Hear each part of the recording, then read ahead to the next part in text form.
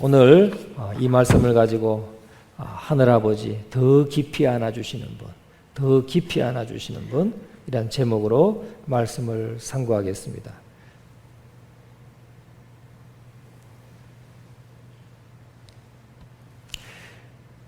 사람들은 흔히 좋은 부모 하면 자녀들을 사랑하는 부모들을 떠올립니다. 그들은 자녀를 위해서 온갖 애정을 쏟고 가장 좋은 것으로 주고 싶어 합니다. 오늘 본문에도 너희가 악한 자라도 좋은 것으로 자식에게 줄 줄 알거든. 정말 자녀에게는 좋은 것을 주려고 하죠. 아무리 악한 자라도 자기 자식에게는 좋은 것으로 주려고 합니다.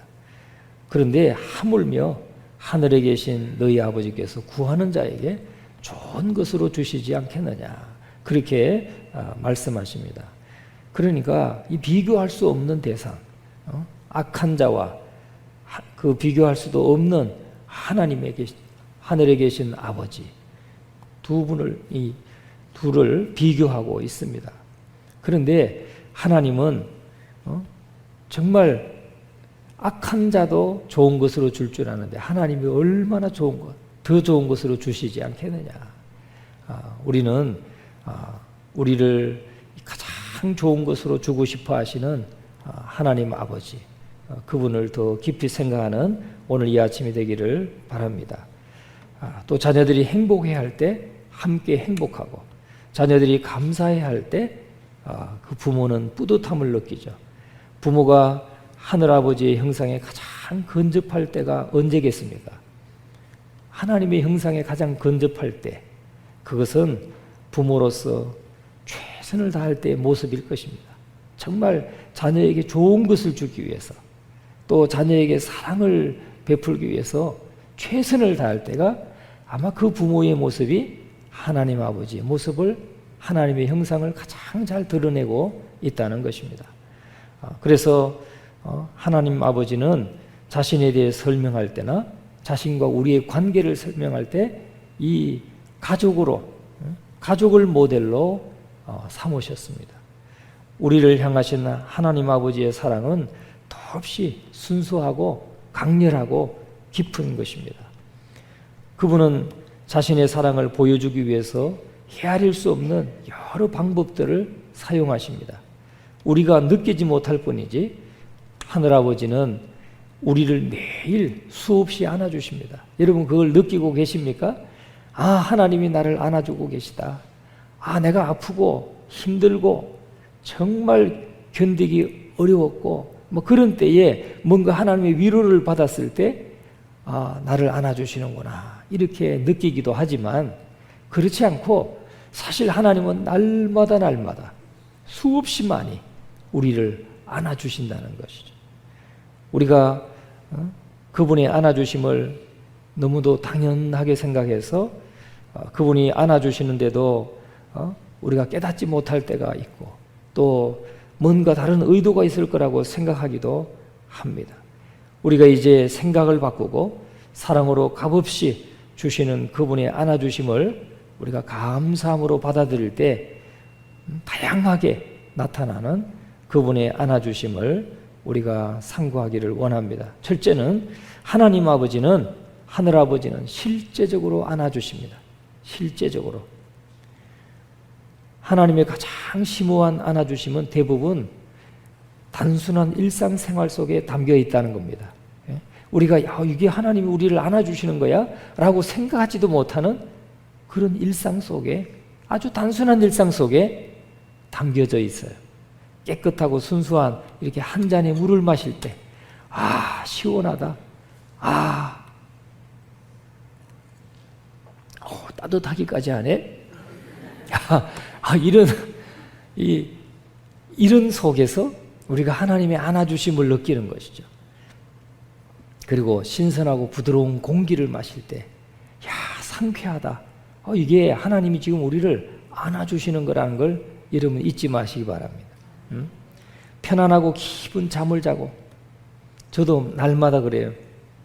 잠자리에 들 때마다 너무 하나님 앞에 감사의 기도를 합니다. 하나님, 저에게 이렇게 따뜻하고 평안하고 안전한 쉼을 허락해 주셔서 감사합니다. 저는 잠자리 들 때마다 누워서 그 기도를 합니다. 요즘에 특별히 느끼는 거예요. 또 이 말씀을 전하면서 하나님 아버지에 대해서, 안아주시는 하나님 아버지에 대해서 또 생각하면서 또 내가 그런 기도를 지금 하고 있다는 게 너무 감사해요. 예? 그러니까 편안하고 깊은 잠을 잘 때, 또 편안하고 흔들림 없는 견고한 대지를 주신 것에 대해서, 지진이 일어나 보세요. 막 땅이 흔들리고 걸어갈 수도 없어요. 그런데 이 안정된 대지를 주신 것, 또 식탁 위에 차려진 음식을 먹을 때, 음식을 대할 때, 또 건강한 몸을 대할 때, 이것이 하나님이 우리를 안아주시는 것이라는 것을 여러분 잊지 마시기 바랍니다. 그러면 우리가 하나님이 날마다 이렇게 편하게 안아주실 때 우리가 감사가 넘치는 것이죠. 우리가 감사를 잃어버리는 이유가 어디에 있습니까? 우리는 뭔가 좀 특별한 것을 받았을 때만 우리가 감사하다고 생각하기 때문에 그렇죠. 그러나 이런 단순한 일상 속에서 하나님이 우리를 그런 삶으로 우리를 안아주고 계시다라고 생각한다면 날마다 감사할 수 있어요. 매일매일 매 순간마다 감사할 수 있어요. 그런 감사가 저와 여러분에게 넘치기를 간절히 축원합니다. 바로 그것이 하나님의 안아주심입니다. 두 번째는 아름다운 것들로 안아주십니다. 아름다운 것들. 여러분이 오늘 대하는 아름다운 것. 오늘은 어저께 성탄 트리가 좀 합선이 났는지 뭐가 좀 잘못되어서 전기가 나가고 막 그랬어요. 그래서 지금 켜지 않았습니다. 여러분 들어오실 때 트리 못 보셨죠? 예. 아마 이 음봉에서 가장 아름답고 천안에서도 가장 아름다운 트리일 겁니다. 예? 또 아마 전국에 꼽으면 사람들이 기차를 타고 지나가면서 이렇게 아름다운 성탄 트리를 보는 게 드물 겁니다. 예? 여러분, 아름다운 것들로 우리를 안아주신다는 거죠. 하나님은 우리에게 이런 삶의 단순한 일상으로 기본적인 차원을 넘어서서 또 색깔이나 재질이나 맛이나 향기나 손길을 통해서 우리를 안아주시는 것입니다. 또 음악이나 이런 것 다양한 모습으로 우리를 안아주시는데, 앞에서 언급했던 실제적인 안아주심과 비교하면 이것은 미적인 안아주심이라고 말할 수 있습니다. 아름다운 것을 보았을 때, 아름다운 향기를 접했을 때, 예? 여러분, 이것이 하나님이 나를 안아주시는 것이구나. 우리가 분위기가 좋은 찻집에 가서 이렇게 앉았을 때 행복감을 느끼잖아요. 아름다운 전경을 보았을 때 행복감을 느끼잖아요. 그것이 그냥 아름답다, 좋다, 그냥 그렇게만 느끼지 마시고 하나님이 나를 안아주고 계신다, 하나님이 안아주시는 포근함으로 느끼시기를 간절히 바랍니다. 또 이렇게 길을 가는데 참새들이 막 제잘거린다든지 까치가 제잘거린다든지 아니면 뭐 여러 가지 새들이 노래를 부를 때 우리 나도 모르게 주님의 높고 위대하심을 내 영혼이 찬양하네 하고 이렇게 찬양을 하게 될 때가 있죠. 나도 모르게 나도 찬양이 나올 때가 있습니다. 그런 것들이 다 하나님의 그 미적인 아름다움을 통해서 우리를 안아주시는 것이다 하는 것입니다. 그래서 하나님이 지으신 이러한 피조물들을 보고 있노라면은 예수님의 말씀이 머릿속에 떠오르는 것이죠. 새들이 지저귀는 걸 통해서도 참새 두 마리가 한 아사리온에 팔리지 않느냐. 그러나 너희 아버지께서 허락하지 아니하면 그 하나도 땅에 떨어지지 아니하리라.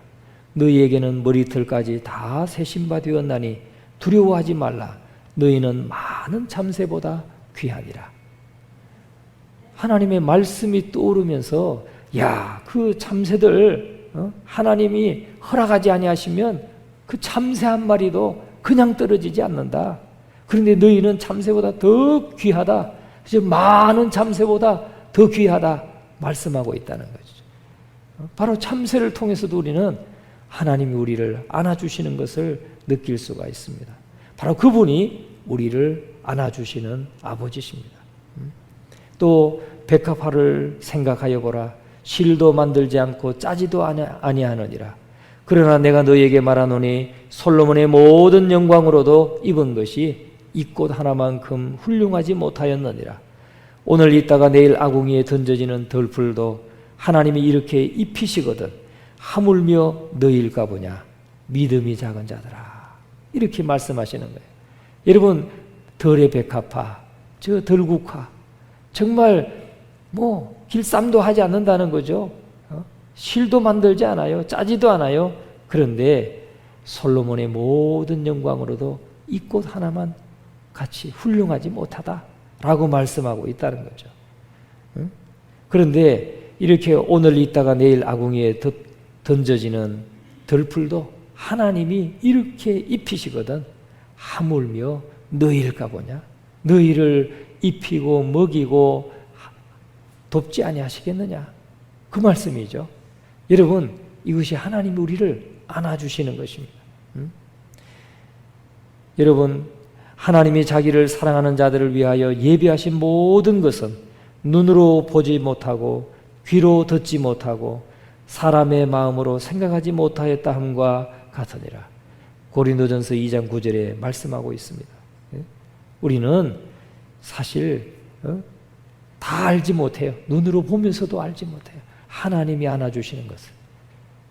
또 귀로 들으면서도 사실 다 알지 못해요. 사람의 마음으로도 다 알지 못해요. 하나님이 이렇게 우리를 안아주시면서 오늘도 우리에게 힘을 주시고 격려하시는 사랑으로 안아주시는 그것을 우리가 다 알지 못하고 지금까지 지나온 것이 많을 것입니다.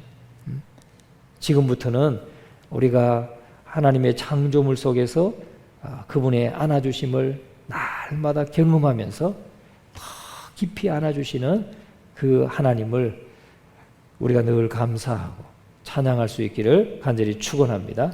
그런데 세 번째는 하나님 아버지는 사람들을 통해서 안아주신다는 거예요. 사람들을 통해서도 안아주십니다. 우리가 사람들을 통해서 하나님이 안아주실 때 사실은 특별한 만족감을 느낍니다. 만족감을.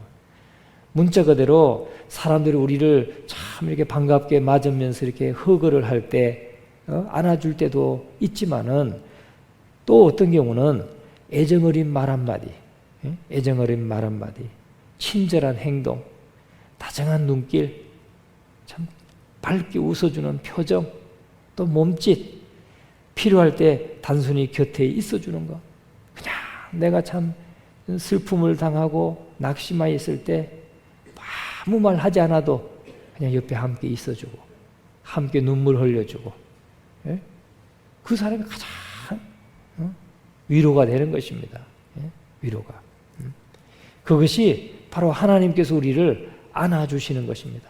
특별히 사람을 통해서 안아주실 때 가장 큰 위로를 또 받게 되는 것이죠. 말 못하는 우리와 소통이 되지 않는 저 식물이나 동물이나 이런 걸 통해서도 우리가 하나님의 안아주심을 느낀다면 특별히 정말 이렇게 애정어린 말 한마디로 친절한 행동으로 다정한 눈길과 또 위로하는 그 단순히 함께 있어주는 이런 행동들이 우리를 위로해 준다는 것입니다. 바로 그것이 하나님께서 우리에게 사람을 통해서 주시는 안아주심입니다. 여러분, 우리가 때로 어린아이들이 참 이렇게 안아줄 때, 다리를 붙들 때, 저는 그 모습이 그렇게 아름다워 보이고 행복해 보여요. 엄마들이 왔을 때 아이들이 그냥 엄마 다리 그냥 기둥처럼 붙들고 막 그렇게 행복해 할 때, 그것이 너무 아름다워 보여요. 여러분, 2살배기 아이가 그렇게 통통한 팔로 막 이렇게 안을 때 얼마나 그 행복합니까? 10대 자녀가 부모님 생일을 기억하고 특별한 것을 준비했을 때 얼마나 행복감을 느낍니까? 그런 것들이 다 사람을 통해서 하나님이 우리를 안아주시는 것이랍니다. 예? 우리는 지금까지 야 하나님이 나를 안아주시는 것이다라고 생각하지 않았을 때가 많잖아요. 그런데 그런 것 하나하나가 나를 안아주시는 거예요. 예? 그래서 그런 걸 경험할 때마다 여러분이 하나님이 나를 안아주시는구나. 하나님이 나에게 이렇게 오늘도 안아주시고 행복하게 만드시는구나. 이것을 기억하시고 정말 하나님 앞에 감사의 기도, 찬양을 할 수 있기를 간절히 바랍니다. 또 뿐만 아니라 우리가 긴급한 상황 중에 친구에게서 전화가 걸려올 때 야 어떻게 알고 그렇게 전화를 주고 위로를 주고 그렇습니까? 차에 문제가 생겼는데 지나가던 차들이 그냥 다 어떤 차들은 다 지나가는데 어떤 차는 다 와가지고 뭐 도와드릴 거 없나요? 이렇게 쓸 때 얼마나 그런 것들이 감사합니까? 이것이 바로 이런 것들이 다 사람을 통해서 하나님이 안아주시는 것입니다. 하늘 아버지가 이처럼 다른 사람들을 통해서 사랑을 보여주시는 이유는 우리가 겪는 대부분의 고통과 아픔들이 다른 사람들과 관계 속에서 비롯되는 경우가 많기 때문에 그럴 것이라고 봅니다. 그래서 다른 사람들을 통해서 어떤 사람들을 통해서 우리가 그 관계 속에서 얻게 된 이 고통과 아픔들 이런 것들을 치유하기 위해서 하나님은 또 다른 사람들을 통해서 우리에게 위로를 주시고 안아주신다는 거죠. 여러분 하나님은 자신의 자녀들이 사람들에게서 받은 상처를 또 다른 자녀, 형제 자매들을 통해서 치유하기를 원하시는 것입니다. 형제 자매들을 통해서 치유하는 거예요.